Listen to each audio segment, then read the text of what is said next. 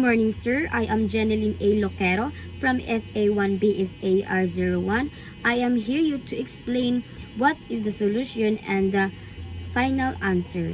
So we have here to determine how many cups of the red and green drinks, you need to meet certain dietary requirements. So first, define the variable. So first, let me explain you the given data. So we have here the red drink. Calories 60, vitamin A 30 units, vitamin B 10 units, cost 15. So we have here the green drink. Calories 60, vitamin A units is 0, vitamin B 10 units, cost 18.50.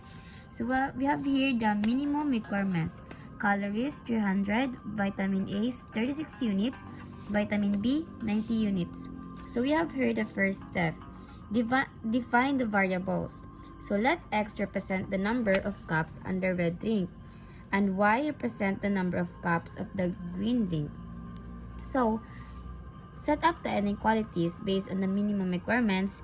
Create inequalities for calories, vitamin A, and vitamin B. The red drink provides 60, which is here, and the units of vitamin A per unit is 30. So, of vitamin B per cup, the requirements are for calories, the total must be at least 300, which is this.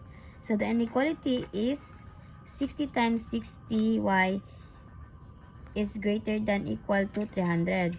So, for vitamin A, we have the total from the red drink must be at least 36 units leading to 36x and 36. For vitamin B, the total must be at least 90 units, which is here,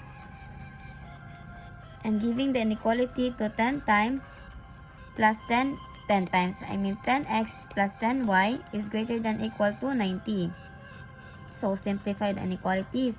For calories divided by 60, resulting in x plus y is greater than equal to 5, and the vitamin B is x plus y is greater than 9. X plus y is greater than 5, and x is greater than 2, and x plus y is greater than 9.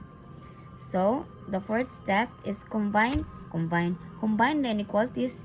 You now have the three inequalities to consider. So solve the system from the inequality. Solve na ito ang calories. 60 divided 2 plus 67 is equal to 120 plus 420. So add lang na ito ang 540. So vitamin A 30 is 260. So which is 60 answer. Vitamin B 10 is to 2 and plus 10 is 7 is equal to 20 plus 90.